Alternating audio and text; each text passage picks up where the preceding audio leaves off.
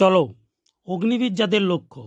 দেখো আমি এখানে হিন্দি থেকে বাংলায় বা বাংলা থেকে হিন্দিতে ট্রান্সলেট করে দিয়েছি এবং বুঝিয়ে দিচ্ছি।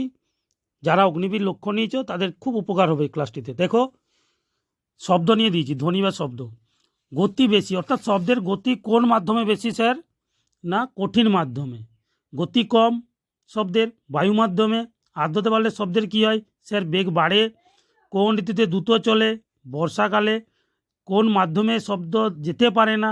শূন্য মাধ্যমে। শব্দ পরিমাপের একক কী স্যার? ডেসিবেল। উষ্ণতা বাড়লে কী হয় শব্দের? বেগ বাড়ে। হু শব্দ দূষণে একটা নির্দেশ সীমা রেখেছে, সেটা কত? 65 ডেসিবেল। তরঙ্গ, শব্দ তরঙ্গের দৈর্ঘ্য কী? তরঙ্গটা কী প্রকৃতির? অনুদৈর্ঘ্য। গিটারের তারের তরঙ্গ তির্যক তরঙ্গ। এরপরে তোমরা দেখো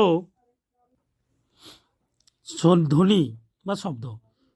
अधिक गति कठोर माध्यम में, कम गति वायु माध्यम में। आर्द्रता बढ़ने पर गति बढ़ती है। किस ऋतु में तेजी से चलता है? वर्षा ऋतु में। किस माध्यम में नहीं जा सकता? शून्य माध्यम में। इकाई अर्थात एकक डेसिबल। तापमान बढ़ने पर गति बढ़ती है, मैंने गति बेड़े जाए। हु की निर्देशिमा दूषणेर 65 डेसिबल। तरंग, तरंग शब्द तरंगटा की प्रकृतिर হয়? অনুদৈর্ঘ্য। গিটার কি তার কি তরঙ্গ? তির্যক তরঙ্গ।